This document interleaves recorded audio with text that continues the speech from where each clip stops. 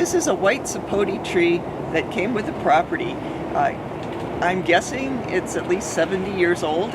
It seems to be a seedling tree. The fruit are very small. They're tasty, but they're very small.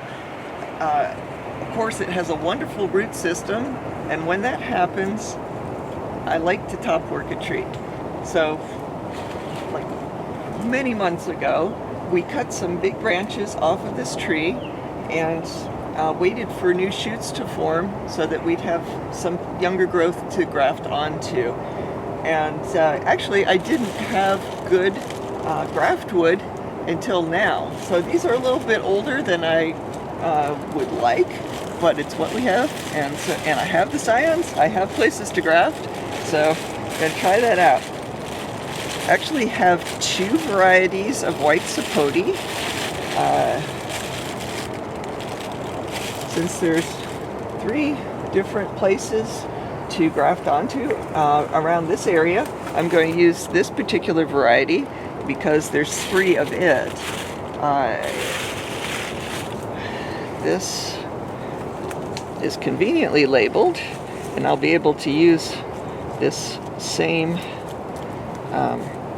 label to tie onto this area, so it'll increase the chances that I know what I grafted. Okay, so, oh, this is the one with 4.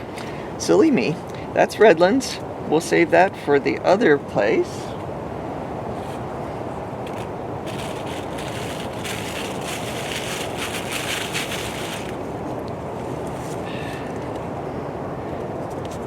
This graft wood actually came from Lara Farms, and Redlands is a really nice variety. It's bigger than a baseball, the fruit are, in most years. And then this is a newer variety that they have that Julian is very excited about, Young Hen. So that's what's going on this area. Now, white sapote is a variety of fruit that I've never grafted, but it has the reputation of being very easy, so I'm hoping that's true. This is still a little damp because I put it in a damp bag, so I have to wrap it and hopefully dry it off a little bit so that the buddy tape will good. I have to stick.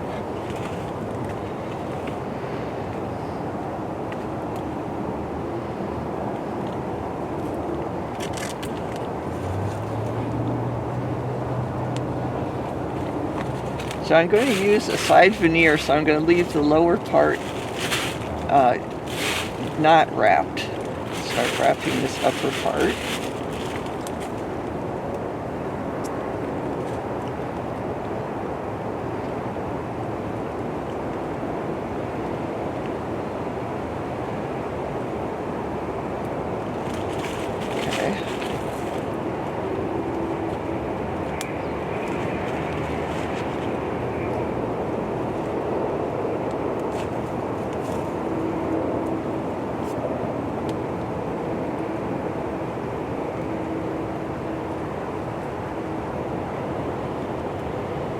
There's a little bit of a bend here, so I'll just take this, do the cut right here.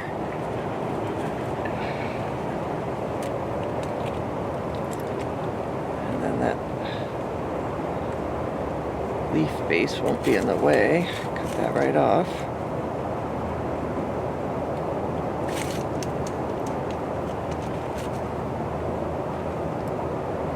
This is fairly flexible, so it doesn't have to be, that's not that flexible.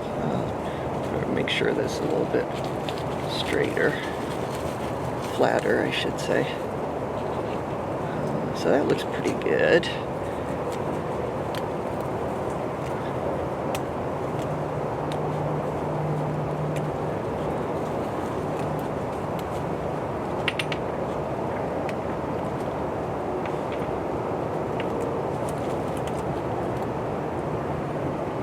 Okay, so looks like that's a good cut on the base.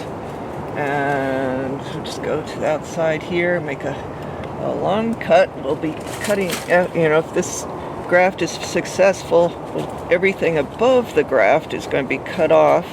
So it doesn't matter that, I'm making a much longer cut than I need for the scion to fit into. I'm going to do a little notch at the base. And hopefully this fits in.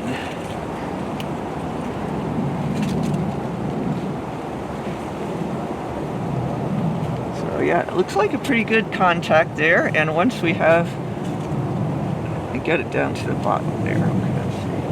Yeah, and so I like to wrap it with buddy tape first, keep it in place, and also to keep it from losing moisture.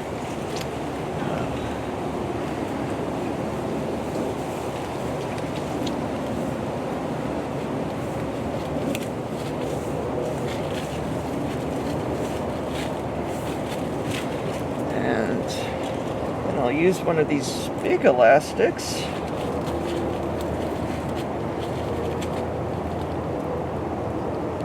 To make sure that that union is, oops, sort of snapped myself with that.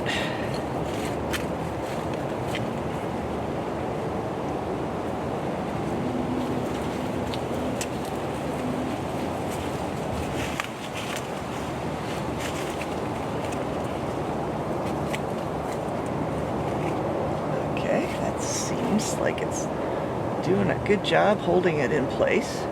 And I just like to put a piece of buddy tape, not this small of a piece, but it's not even wrapping around. Use a regular piece, wrap it around. That helps the elastic have a little bit longer life. And also, in case I missed anything, pretty sure that's already covered, but I want to make sure you don't have any part of the scion left uncovered. So I'm not sure if that part got covered or not, so we'll cover it up now.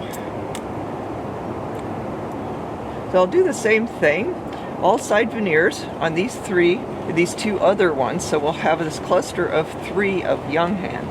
And but right now I'll move over to the other area and put a redlands graft on. This is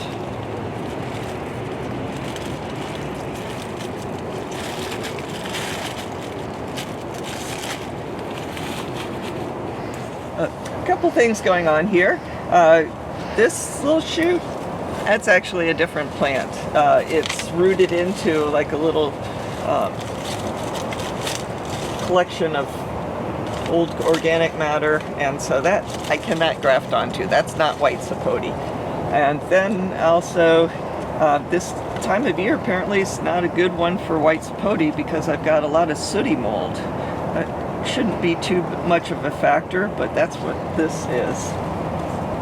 So anyway, we have this one cut right now, and so I am going to graft onto the one shoot coming out of this branch that we took off. So I've got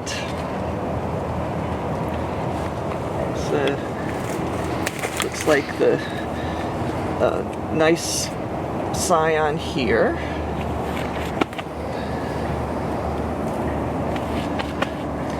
So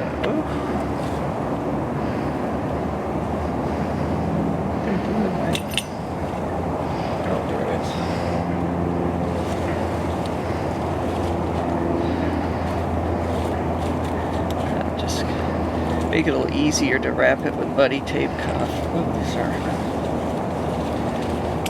Some rather woody leaf stems. Get those back a little further. First step, wrap it with buddy tape, I think, so it makes it easier down the road.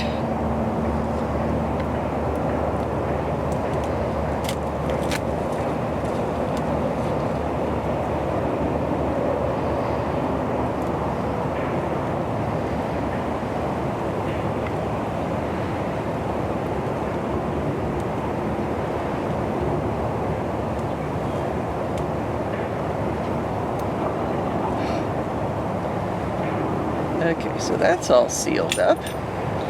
And once again, side veneer. So I'm actually going to cut that little base of a leaf off. Well, no, actually, yeah, there's a little curve here, so I'll cut, this will be my side veneer. It should work out.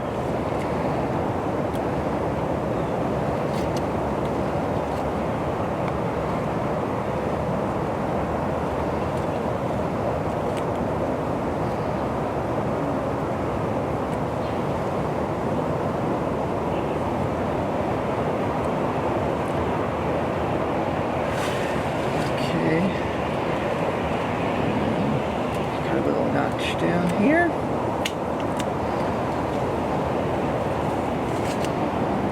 Of course, always be careful with whatever you use. You have to use something sharp to make these cuts, and so anything sharp can cut your fingers very effectively also. So be careful, go slowly. Okay, that looks good. And sort of a tight space here. I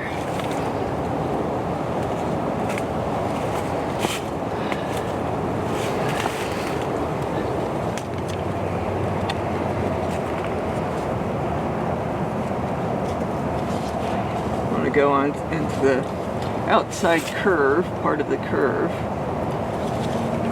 So it looks like this my arms just aren't quite long enough. See how this works. It's mostly by, I mean, I'm not really seeing it right here, but I'm going by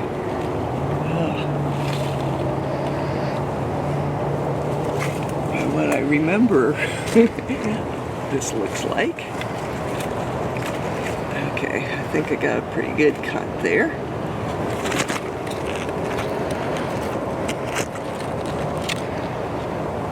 My little notch, and we'll try out the scion. Okay, so here's the cut I just made and the notch at the bottom, and I want to put the scion right in the middle, oops, of that. There we go. And check it out, make sure that I think it's going to be okay once I get that elastic in there. I'm not loving it too much, so what I'm going to do is extend this cut a little bit down and hope that the curve of this shoot is going to work for us a little bit.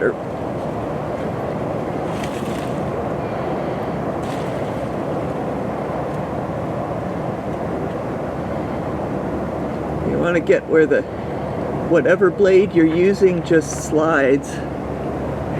So I'm going to make that notch again. Hopefully that will work out.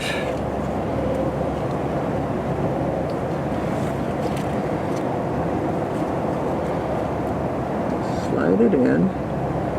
And we're just going to have to use a thick rubber band or elastic band, elastic strap to really make sure, oops, that contact is good.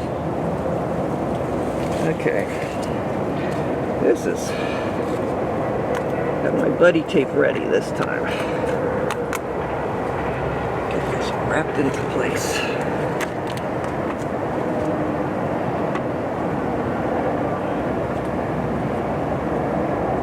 That buddy tape, of course, sticks to itself very well, but not to the tree or the scion. So wrap it around, stick it to itself, and then you're golden.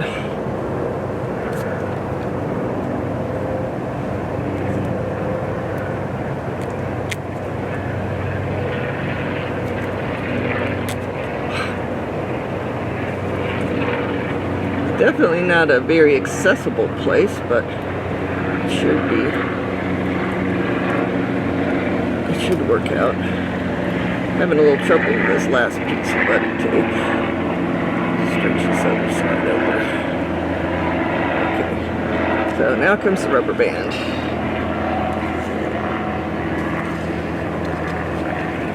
So using one of those thick pieces again, because I want to have a large area covered, and I want to make sure that the contact between the scion and this older shoot is good, because if there's any space in between the scion, the cut piece of the scion, and the shoot, then it's not going to heal. So really need to make sure that especially these woody situations are really tight. So there we go. So that is redlands over on this side, and I'll just finish it off with a piece of buddy tape.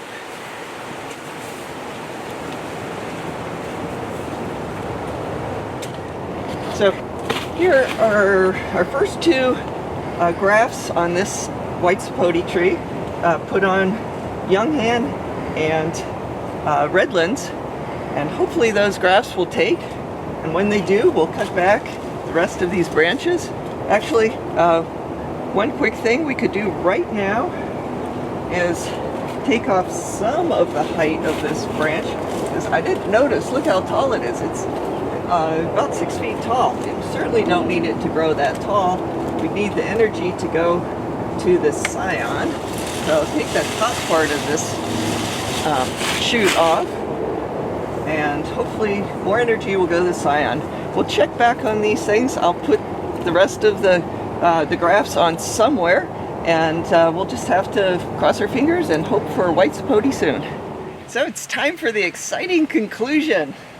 Right in this area was young hen, 3 grafts, 1, 2, and 3, and actually they all took. This one is the furthest along, but the one in the back has a little leaf sort of peeping out, so that looks like a success also. And then we did redlands. This was redland. Got a couple new leaves on that. And then I was having trouble finding a decent place to graft. I was hoping that this particular cut would sprout out with several possibilities. It didn't happen. So these are the other 3 redland. Right here, there's one on the other side, but it has a few new leaves peeping out. And then the last one is, I'll use my pointer, my sharp pointer, back here. And it has some nice new leaves coming out of that. So 7 for 7 in white sapote grafting.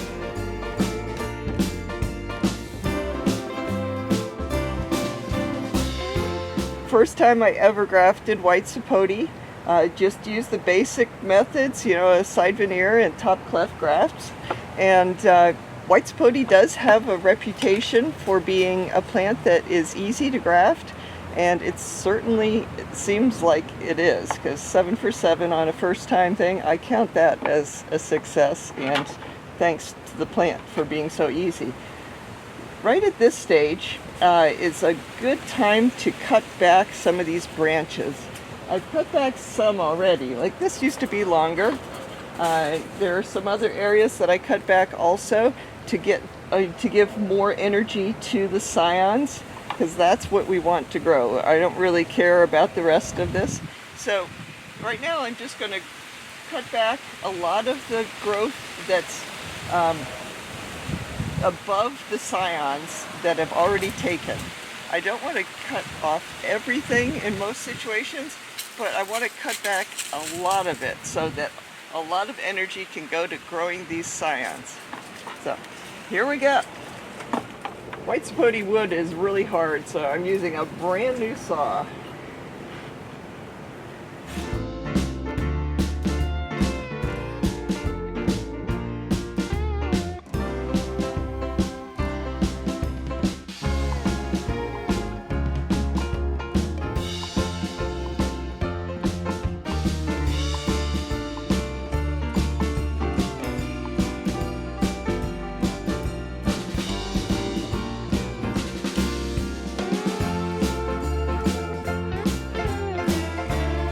So that's all the cuts that I'm going to do on the actual shoots themselves, the branches that I put the scions on. But at this point, I'm going to trim back some of these branches that are providing a little bit too much shade here. So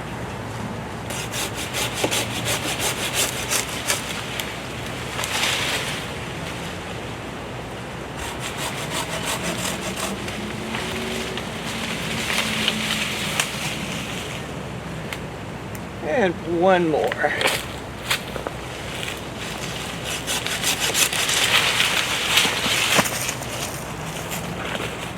So that's about all I'm going to do for now. Of course, I'll check back on these grafts from time to time. After they get a mature growth on them, then I'll cut the branches that they're grafted onto all the way back to where the graft is. This tree is like it's a multi-step project. It's a very small, but I thought tasty white sapote fruit that this tree has made for many years. And right now we're in the process of switching it over to superior varieties of white sapote. And I've gotten just this one little section grafted. But the next big step is to take one of these rather large branches down, and so that it can sprout out and provide some more areas for grafting the superior varieties. One thing that's really nice is white sapote wood. It is gorgeous. When we did the first branch, cutting it back, I gave away some of the wood, and the man who was using it for wood turning gave me a beautiful bowl. So I'm hoping that when we do cut the big wood down, it will go to some nice wood turners or wood carvers.